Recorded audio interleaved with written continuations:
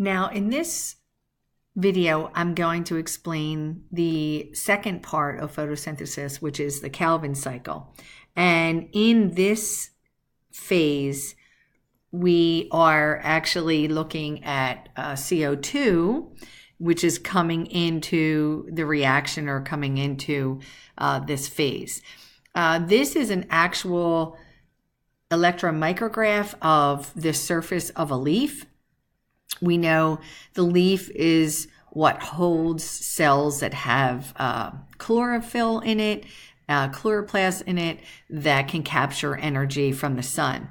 And so these cells right here, this and this, these are two guard cells, and guard cells can fill up with water, thus opening this pore.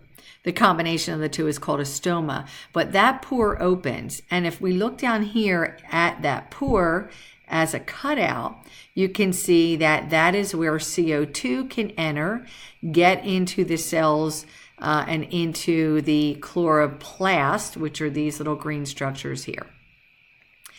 Also, we know that oxygen is a byproduct of this reaction, photosynthesis. So you can see that that pore is where oxygen can leave.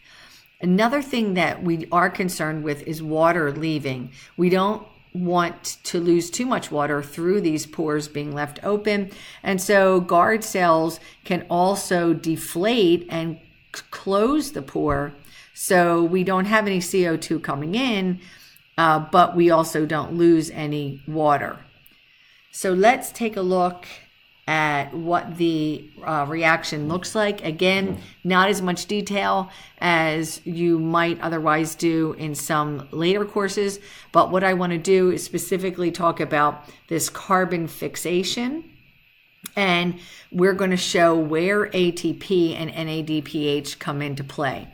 So here is the Calvin cycle, right? We're going to move in this direction. The CO2 molecules come in, really they come in one CO2 molecule at a time, and then we go through the cycle. And that CO2 molecule will bind with this Rubisco, and that is a 5-carbon sugar or a 5-carbon molecule. What you can see that a few things are going to happen. We're going to move through these intermediates, and we're going to bring ATP in. ATP is going to provide energy, and we're also going to bring NADPH in, and that is going to provide the electrons. So envision that you want to take these carbons from the CO2 and smash them together, and so that we can build glucose. And we do that with the electrons from NADPH and the energy given to us by ATP. When we go through this cycle several times, we'll wind up leaving with a 3-carbon sugar or 3-carbon molecule, which is called glyceraldehyde 3-phosphate. We do need to go through another step in order to get to glucose, which is a 6-carbon sugar. And that last step, I would say, would be the 3rd step. So we have the light dependent step, the light independent or Calvin cycle, where carbon is fixed. And then the 3rd step is what I called reverse glycolysis.